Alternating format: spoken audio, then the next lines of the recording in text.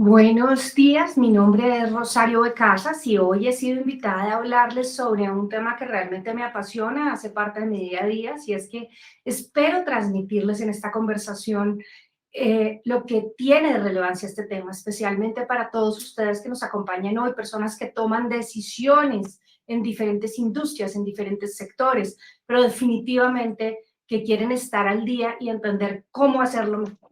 Entonces, bueno, entrando en materia, eh, seguramente todos acá han oído de un término que es VUCA, el famoso mundo VUCA en el que estamos viviendo, un mundo en el que hay volatilidad, incertidumbre, complejidad, ambigüedad, y de alguna manera esto especialmente impacta a las personas que toman decisiones, a quienes tienen que ayudar a definir el destino de una compañía, el futuro de una industria o incluso qué deben construir de productos para lo que viene. Evidentemente, parte de lo que quiero contarles hoy está enmarcado en el hoy, pero definitivamente a mí me gusta entrar siempre por irnos al qué pasó y por qué llegamos acá. Entonces, la vida en el planeta hace 3.800 millones de años que aparece, vida, algas, comienza desde lo más elemental y este es el árbol de la vida. En esta gráfica me encanta porque es darnos cuenta de la gran cantidad de especies que han existido, que existieron antes de nosotros y que definitivamente terminan casi que en nosotros, siendo una de las últimas especies en aparecer en el planeta Tierra. Y bueno, nuestra abuela simia común con los simios aparece más o menos de 4 a 6 millones de años y ahí empieza a haber un cambio definitivamente. Y siempre me gusta hacer la pregunta, bueno, llegamos acá a tomar las decisiones sobre todas las demás especies porque somos los más inteligentes, porque somos las más capaces. ¿Por qué?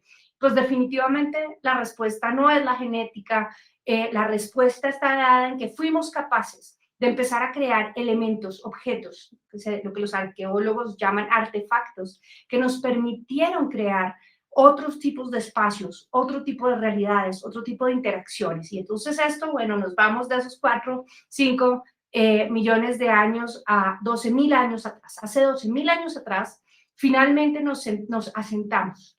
El Homo sapiens sapiens decide crear comunidades, y esto suena hace muchísimo tiempo, pero si ustedes se dan cuenta, definitivamente en proporción al tiempo que estuvimos antes de eso, no es tanto. Pero llega luego, hace solo 500, la revolución científica y acá empezamos a darle importancia al conocimiento, al aprendizaje, a esas cosas que estábamos creando entre todos y que de alguna manera había que transmitir de generación en generación. Y luego empezamos a crear máquinas, el vapor, la manufactura, y generaron lo que llamamos la revolución industrial. Y ese momento define esas máquinas que por primera vez son capaces de hacer a escala lo que un individuo independiente solo no podría lograr hacer de ninguna manera. Entonces, esto marca otro hito enorme y ahí brincamos a hace aproximadamente 100 años que empieza la era digital, la información, la computación empieza a generar una posibilidad enorme y ahí nos vamos a empezar a meter en un momento que aunque fue hace 100 años, sigue siendo la realidad todavía en muchas partes del mundo y finalmente llega hace aproximadamente 20 años lo que denominaríamos la era exponencial, donde la aceleración, la disrupción están dadas justamente por esas posibilidades que descubrimos o que empezamos a crear en la era digital. Y esta gran aceleración me devuelve un poco a que las cifras de tiempos, o sea, imagínense 12.000 años y luego nos tomamos 500 en dar ese siguiente brinco y luego 100, pero de alguna manera cada vez el tiempo es menor para estos cambios. Y evidentemente esa gran aceleración del avance tecnológico cada día va a ser más rápido, va a seguir creciendo, pero definitivamente la adaptabilidad de los individuos es mucho menor. O sea, si ustedes se dan cuenta, a nosotros no nos ha salido un dedo adicional, ni el cerebro ha cambiado sustancialmente su configuración, ni los ojos han adquirido unos superpoderes. Definitivamente esa adaptabilidad del ser humano, y no solo físicamente, sino emocionalmente, culturalmente, pues no es tan rápida, no es exponencial como el avance tecnológico, pero las organizaciones aún son un poco más lentas que eso. Esa adaptación se vuelve un poco más complicada cuando hay que sincronizar a más personas y definitivamente las instituciones, o sea, las grandes instituciones que nos cobijan, los países, la noción de empresa, etcétera, pues tiene aún mucha mayor dificultad para adaptarse, mucha menor velocidad. Y es esa brecha enorme de cambio, de cómo hacemos la que genera esa sensación del entorno VUCA. Bueno, ¿y cómo me entro en control de todo esto? Entonces, un tema que es muy importante y que todos acá hemos oído miles de veces, pero a mí me gusta mucho mostrarlo físicamente, gráficamente, es lo que ha implicado la famosa ley de Moore, esa posibilidad de que hoy tengamos una gran capacidad de procesamiento en nuestras manos, una capacidad enorme de almacenamiento de datos, de información, y eso ha hecho que evolucione porque hoy en día es mucho más barato tener la misma capacidad o la misma posibilidad que teníamos hace muchos años. Y me voy a ir a esa imagen de ese computador de IBM en 1956 que había que alquilar mensualmente, solamente tenía 3.75 megas. Yo creo que eso hoy es un email normal de los que enviamos o un mensaje de los que mandamos cotidianamente, pero además el costo era enorme, es decir, que ese poder de computación estaba solamente en el acceso de muy pocos, de quienes tenían los recursos, de quienes tenían la capacidad y quienes tenían claro lo que iban a hacer con eso. Sin embargo, hoy es todo lo contrario. Hoy tenemos computadores, teléfonos inteligentes, etcétera, en las manos de muchísima gente que no necesariamente sabe lo que quiere lograr con eso. Incluso vemos jóvenes empezando a experimentar cosas todos los días, que es una de las cosas que a mí me fascina ver. Y bueno, definitivamente ese cambio grande también lo da en el 2007 la llegada del iPhone. ¿Por qué? Pues porque empezamos a tener en nuestras manos una gran cantidad de cosas, soluciones que hoy pues, nos parece evidente que vivimos y usamos aplicaciones de teléfonos inteligentes para todo, pero en ese momento era un gran cambio, un momento, y luego viene el que empecemos a tener sensores, wearables, los famosos relojes, pulseras, gafas, etcétera, que empiezan a tener la posibilidad de interconectar esas aplicaciones de la vida cotidiana, o del trabajo, de organización del tiempo, de nuestra salud, con el día a día, con cómo nos movemos, con cómo caminamos, con cuánto tiempo hacemos algo, y definitivamente empiezan a aparecer una serie de tecnologías, que son esas famosas tecnologías exponenciales, que nos dan unos cambios enormes. Y acá me encanta, voy a dar un barrido muy rápido por esas, aunque muchos de ustedes seguramente interactúan por lo menos con alguna de ellas en el día a día. La primera que voy a mencionar es pues, la impresión en 3D, que nos da la posibilidad de crear objetos, elementos a escala, como si fuera una planta de producción pequeña en algún lugar, pero además en el momento en el que lo necesitamos. Es decir, que en lugar de tener que crear una enorme fábrica de, por ejemplo, en este caso, prótesis para personas que han sufrido pérdida de algún miembro, una pierna, un brazo o algo por el estilo, en vez de tener que tener una logística inmensa, además de transporte, de llegar a los sitios, pues básicamente es la máquina. Y la máquina se lleva al sitio o se tiene en el sitio y la logística se acorta. Esa posibilidad ha cambiado muchas industrias y ha impactado muchísimo, especialmente me voy a la historia de las prótesis porque hay muchos proyectos que se han hecho con personas discapacitadas, por ejemplo, por minas antipersona, y son proyectos de un gran impacto porque se ahorró esa posibilidad de logística enorme y se llevó la tecnología a la mano de los que lo necesitaban realmente. Bueno, la genética.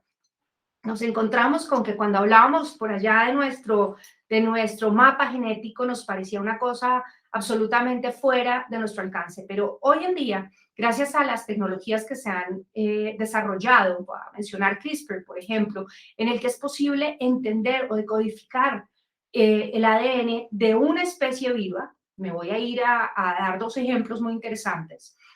Uno es plantas, por ejemplo. Hay muchas empresas, o hay varias empresas, no voy a decir muchas, hay varias empresas trabajando en el diseño de plantas que puedan, por ejemplo, vivir con temperaturas más altas, con menor agua, problemas que suceden en muchas regiones y que evidentemente se están trabajando, por ejemplo, para mejorar la seguridad alimentaria, la posibilidad de acceso a alimentos en zonas que climáticamente están afectadas para tener esos alimentos. O me voy, por ejemplo, a 23andMe, una compañía en la que uno tiene un servicio por el cual tiene su mapa genético básico. No, evidentemente no tenemos lo que tendrían unos médicos que van a trabajar pero tenemos un mapa genético básico en el que podemos entender ciertas predisposiciones de nuestra salud, predisposiciones para tomar decisiones y, por ejemplo, cuidarnos de azúcar, de alguna cosa que tengamos la predisposición, pero definitivamente también para conocer ese árbol genealógico. Tengo historias de personas cercanas que se han reencontrado con familiares que no conocían o que nunca habían sabido que eran de su misma línea familiar. Vamos a la realidad virtual, uno de mis día a día. Y la realidad virtual lo que nos permite es en un medio totalmente inmersivo, en unas gafas inmersivas, poder acceder a espacios digitales donde tenemos actividades cotidianas. Voy a poner el ejemplo de esta aplicación Supernatural, que durante la pandemia, en el inicio de la pandemia, tuvo un enorme pico de crecimiento porque la gente no podía salir a hacer el ejercicio que hacía normalmente y Supernatural, a través de ponerse las gafas, le permite a las personas tener una suscripción para hacer deportes en lugares totalmente exóticos y creados digitalmente. O tenemos el tema de Internet de las cosas, que hoy en día cada día toma más valor y lo sabemos, sensores en plantas de producción, en sistemas que nos permiten tomar información en tiempo real o semirreal, dependiendo de lo que necesitemos, de máquinas, de equipos, de lugares. Pongo este ejemplo porque en el tema de salud, por ejemplo, un hospital inteligente puede permitir tomar decisiones y prever situaciones en momentos de crisis gracias a este tipo de cosas. Evidentemente, la gran mayoría de industrias hoy en día tienen el Internet de las cosas como una parte de su corazón. La realidad aumentada que nos permite poder interactuar, esa mano mía así que ven en esa foto, es porque yo estoy interactuando con un objeto que veo digital gracias a unas gafas que tengo en ese momento puestas. Me permite interactuar con una realidad que está digitalmente presente, pero que no es física realmente ahí. Bueno, esta imagen me gusta mucho porque hemos oído en los últimos meses así pues, del metaverso. Yo llevo trabajando en este tema 6 años, así es que para mí pues es una dicha que finalmente se esté hablando del tema, pero algo que quiero resaltar con esta imagen que pongo acá, que es una imagen digital de una aplicación que se llama MetaHumans, no es una persona, no es una fotografía, pero su nivel de realismo es tal que podría confundir a cualquiera.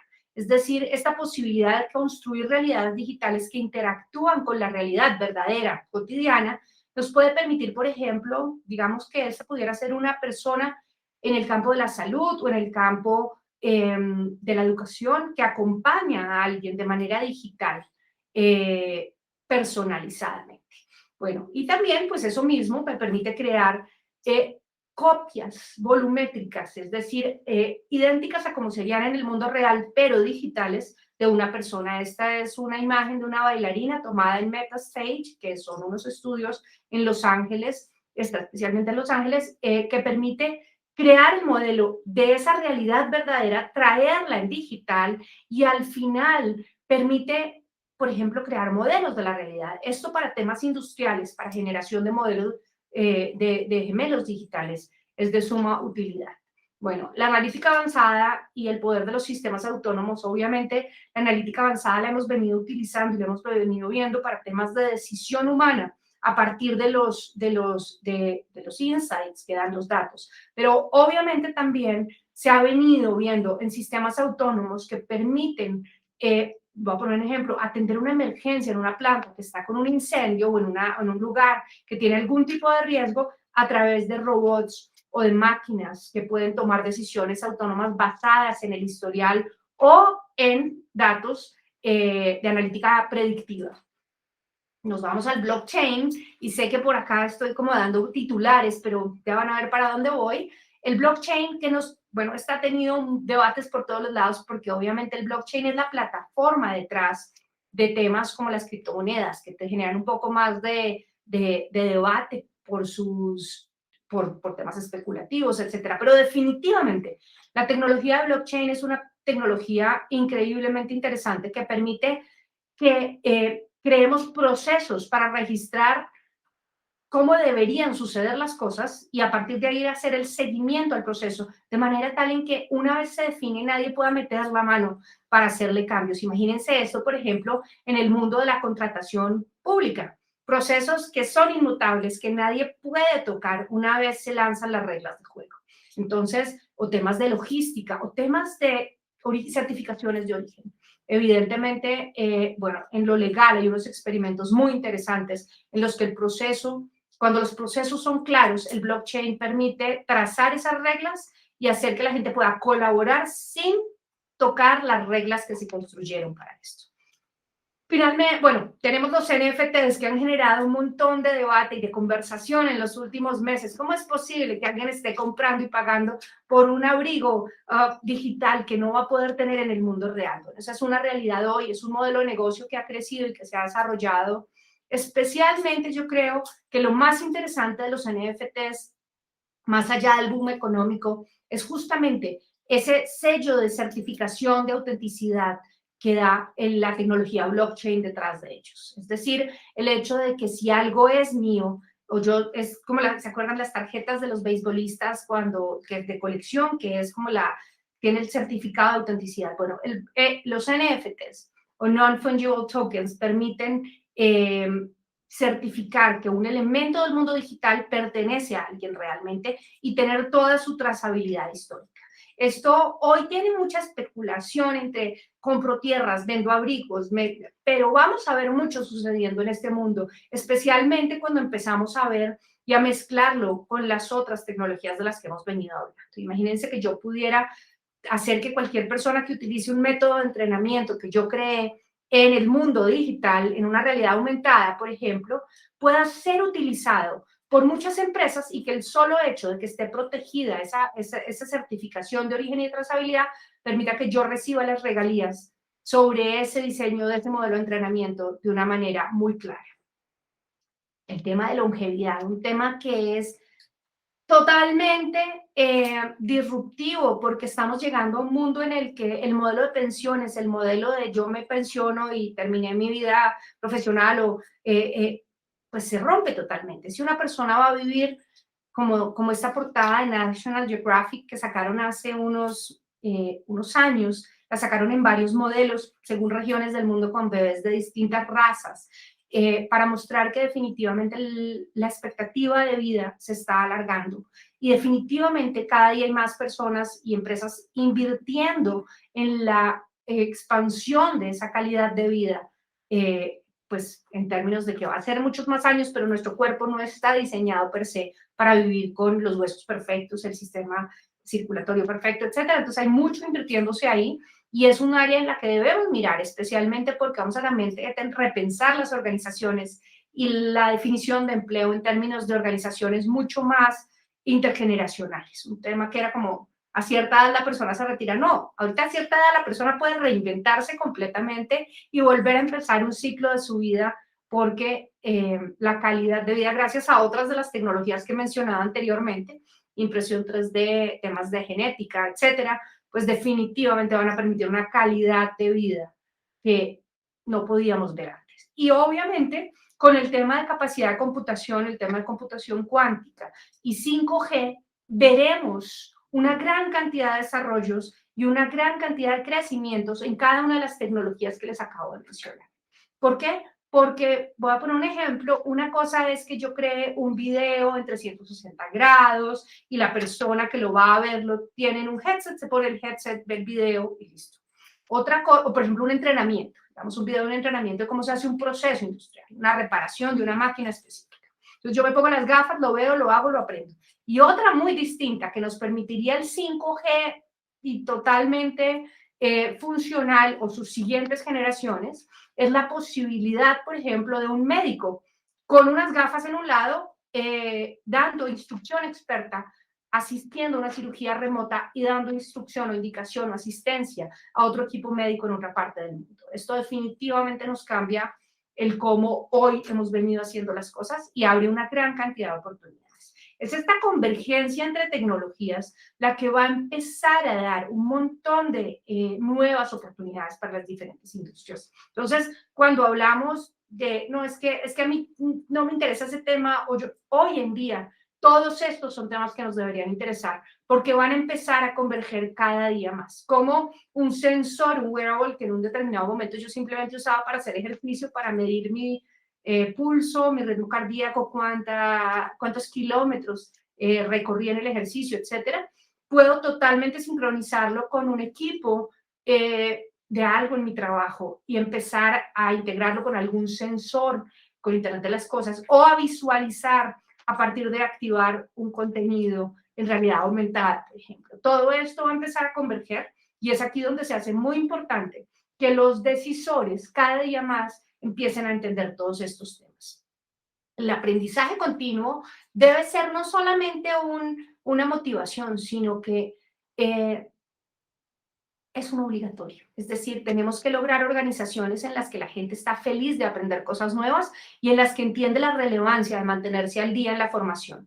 Muchas veces como históricamente era, y yo creo que viene de la era de la revolución científica, el que se las sabía todas era pues el que tenía el liderazgo y el poder. Yo personalmente creo que el que aprende todos los días es quien hoy empieza a tener ese liderazgo, quien es capaz de mantenerse al día y decir, bueno, no tengo ni idea de ese tema, pero si no aprendo voy a tener un problema. El ser capaz de decir, tengo que aprender desde ceros, no importa la edad que tenga. Eso nos va a tocar a todos y con la velocidad del cambio que estamos teniendo en las tecnologías y en los paradigmas tecnológicos, definitivamente aprender a aprender, crear organizaciones que aprendan con gusto, se vuelve obligatorio, un requisito indispensable. Crear una visión, entender para dónde queremos llevar a nuestras organizaciones se hace vital. Es decir, cuál es ese mundo que nos estamos imaginando y al que queremos ayudar a contribuir. Es decir, que cuando hablamos de privacidad, por ejemplo, de datos, bueno, ¿es la privacidad o es el valor que agrega a cada persona al entregar sus datos? Y son dos visiones diferentes sobre una discusión del mismo tema. Entonces es tener líderes que empiecen a tener esa visión y empezar a generar modelos de organizaciones con un liderazgo inteligente que se adapta a ese cambio, que permite desarrollar aprendizaje desde el día a día de la organización y que permite que cada persona haga espectacularmente bien lo que sabe hacer espectacularmente bien. Es decir, el modelo de liderazgo cambia, ya no es el que se las sabe todas y da las reglas y dice para dónde ir, sino el que es capaz de aprender todos los días, motivar el aprendizaje continuo y lograr equipos que aportan ese conocimiento colectivo. Y obviamente, todo esto implica un tema de colaboración y visibilidad. La forma en que se hacen los procesos pues es muy distinto. Cuando la velocidad del cambio es tal, definitivamente tenemos que crear procesos que permitan que todas las personas puedan aportar desde lo que saben y que adicionalmente los resultados sean visibles. Hemos visto el famoso tema del Great Resignation, o mucha gente renunciando a las organizaciones después del inicio de la pandemia. Bueno, básicamente porque eran organizaciones en las que no se sentían comprometidos, no sentían que tuvieran un rol indispensable. Y es aquí donde empezamos a jugar con ese tema de realmente colaboración activa y visibilidad de lo que está teniendo de impacto, lo que yo aporto a la organización.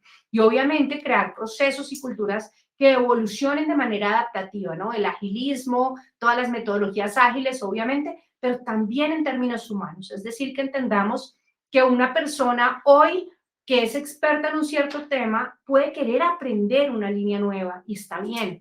Es decir, ese tema de que no es que si yo era ingeniera tengo que ser ingeniera toda mi vida, o si yo era abogada tengo que ser abogada toda mi vida y no puedo aprender de tecnología, hoy eso es totalmente fuera de lo que deberían ser las organizaciones. Hoy el espacio para el aprendizaje de los temas digitales y la articulación con cada una de las áreas de las organizaciones es igual de importante. Y obviamente hemos visto también tomar mucho vuelo de gran relevancia al respeto de los individuos y de su esencia humana, cultural, de credo, de religión, etcétera, para crear equipos que son diversos y que de esa manera enriquecen lo que la organización puede ser en sí misma. Y obviamente la colaboración humano-máquina que cada día va a tomar mayor valor, es decir, perderle el miedo a ensayar cosas digitales, que en nuestra organización nadie sienta que le van a decir, ay, pero usted no sabía, no, al contrario, empezar a crear, el atreverse a usar lo digital, el atreverse a aprender eso nuevo.